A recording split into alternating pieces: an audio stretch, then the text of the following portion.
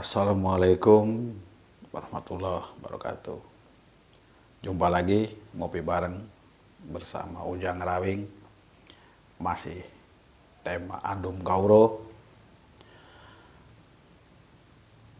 Mungkin di depan-depan ini saya sudah banyak cerita tentang cipta, tentang kekuatan otak, saraf, segala macam. Nah, tentang bahkan asah otak pun sudah saya bahas. Tapi di sini masih ada kelanjutan tentang otak yang kalau sudah diasah perlu juga kita nambah kekuatannya. Karena biar bagaimanapun kalau sudah tajam, kalau nggak diasah akan menjadi tipis. Pisau itu ibarat pisau akan menjadi tipis. Maka perlu juga kita tambah kekuatannya, karena otak ini akan mendorong ke suatu pikiran, dan pikiran itu juga akan memberontak dan akan terdorong oleh otak. Kalau otaknya kuat bisa mendorong pikiran akan menjadi lebih tajam juga sama.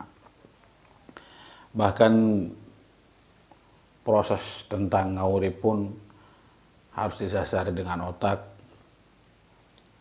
Kalau otaknya lelah atau capek atau tidak kuat, maka urusan pelajaran ngaurip pun kita tidak bisa kuat. Ngaurip itu apa? Mungkin banyak yang bertanya, mungkin banyak yang mendengar, pemirsa yang kurang paham atau kurang jelas apa itu ngaurip. Ngaurip itu adalah kehidupan.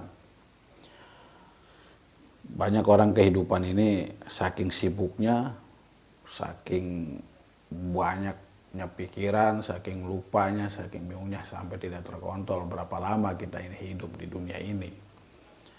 Nah, perlu juga kita atur dari sekarang bagaimana ngaurip hidup atau hidup itu sendiri supaya sehat dan tidak terganggu. Nah, di sini olah ngaurip di sini bukan berarti kita mencegah kematian, bukan. Mati itu memang sudah dikodratkan sama Yang Kuasa. Cuman kalau bisa kan kita berusaha ini sehat terus. Ya kalau misalkan mati maka kapan aja silakan, atau mau meninggal itu silakan kapan saja. Yang kita tidak mau itu kan adalah sakit. Biasanya kalau orang sakit itu bingung, kemana saya harus cari dukun, kemana saya harus cari dokter, kemana saya harus cari obat. Nah, di sini saya akan menjelaskan bagaimana kita ngaurip sehat. Nah, itu salah satunya adalah kita nguatin otak. Lalu bagaimana dengan cara nguatin otak itu tadi ya? Nguatin otak itu tadi dengan cara seperti ini. Kita duduk tegak, tangan kita tumpangin di atas paha, terus atur napas.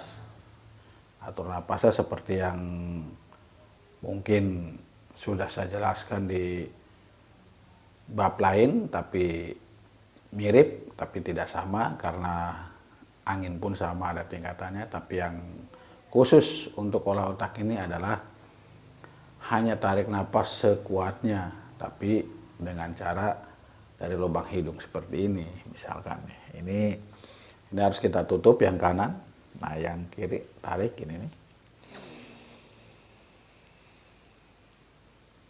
Sekuatnya, terus tahan, sekuatnya juga, nah, terus baru keluarin.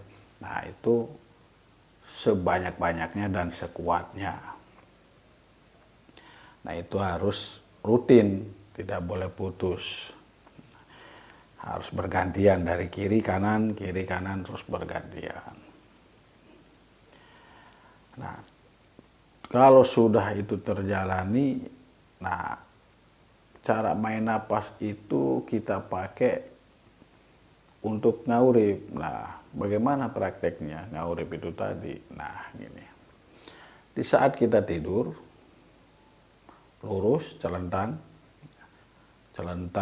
atau melumah bahasa Jawa. Celentang. Terus napas itu kita tarik sama seperti tadi, cuman hanya beda posisi aja, duduk sama tidur. Tarik napas dan tahan dan keluarin. Terus bolak-balik. Nah, setelah itu sudah terjadi, terus jalani, akhirnya sampai mengeluarkan daya prana atau kekuatan. Nah, dari mulai pori-pori kita ini nanti akan mengeluarkan suatu napas atau hawa. Suatu napas dan hawa itu dan akan mencipta menjadi suatu air itu. Jadi semacam keringat gitu. Karena kita ini kan kadang-kadang saking capeknya itu biasa kan keluar keringat. Cuman di sini yang dibahas bukan keringat yang di luar sini ya.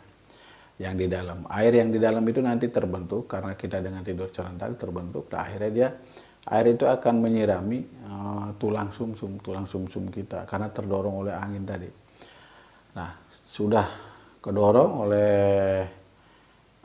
angin tadi ke seluruh tubuh kita gini. Nah, maka itu saya pernah menyarankan di bab yang lain, maka jangan sampai telat minum, makanya perlu benar itu yang namanya minum air putih tadi, karena pentingnya ya di saat-saat seperti ini. Jadi supaya nanti air itu bisa berjalan lancar di sekujur tubuh kita ya sampai ke tulang sumsum. Nah, itu akan tubuh kita akan menjadi kuat. Nah, di situ akan muncullah suatu kekuatan yang disebut jaya prana. Itu pun hasil dari cipta itu tadi. Nah, setelah sudah bisa menimbulkan kekuatan-kekuatan seperti itu, lalu apa cipta kita? Apakah setelah kita tahu tulang sumsum kita kena terciptanya oleh banyu panguripan tadi, kita merasa puas atau tidak? Nggak sampai di situ, tidak sampai di situ. Perlu kita ingat seluruh anggota tubuh kita supaya terkena air itu tadi. Dengan cara salah satu tubuh kita yang harus kena itu adalah dari mulai atas sampai bawah, misalkan jidat. Tapi ingat, bukan lewat depan ya, lewat belakang. Jadi jidat, terus tulang naga, terus otak belakang, terus bawah pusar, terus kepala sampai kaki. Nah, jadi dari belakang ini ya kita cipta air tadi, kita cipta lewat belakang ini, lewat jidat tadi ke otak sini. Nah, terus ke belakang lewat tulang naga sampai namanya gitok, ginjal itu pinggang. Terus naik sampai ke kemaluan, naik sampai ke atas pusar, di bawah pusar. Nah, dari bawah pusar itu balik lagi sampai ke otak tadi.